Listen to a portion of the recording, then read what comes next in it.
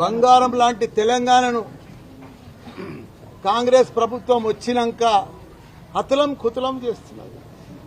అసలు ఎవ్వరికి అర్థమే అయితే లేదు. ప్రజలంతా అయోమయంలో పడిపోయినారు. రైతులు ఇప్పుడు ఈరోజు సురేందర్ రెడ్డి నా అగ్రికల్చర్ ఆఫీస్లో 52 ఏళ్ల వయసు ఈరోజు మేడ్చల్ల ఊరేసుకొని చనిపోయిండు, రుణమాఫీ కాలేదని.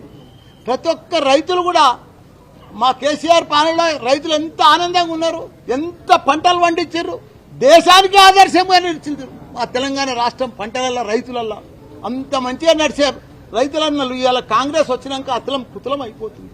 రుణమాఫీ చేస్తా అంటారు, మోసపూడితే మాటలు చెప్తారు, 32 కోట్లు అంటారు, 31 కోట్లు అంటారు, 42 కోట్లు అంటారు. మళ్ళీ ఆఖరికి ఇచ్చేది 10-12 కోట్లే.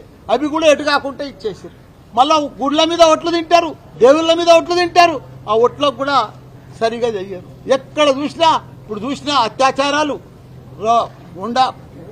గుండాయిజము, రౌడీజము, ప్రతి జాగాలో కూడా ఇదే నడుస్తుంది.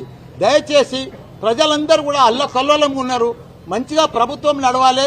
కాంగ్రెస్ ప్రభుత్వం వచ్చినాక పెద్ద పెద్ద స్కీములు చెప్పిర్రు, కానీ వాళ్ళు ఏం ఇంప్లిమెంట్ చేయలేకపోతున్నారు. రైతులను కూడా రుణమాఫీ చేసి రైతులను ఆదుకోవాలని కూడా, మిగతా రుణమాఫీ చేసి ఆదుకోవాలని కూడా కోరుతున్న అందరికి కూడా నమస్కారం.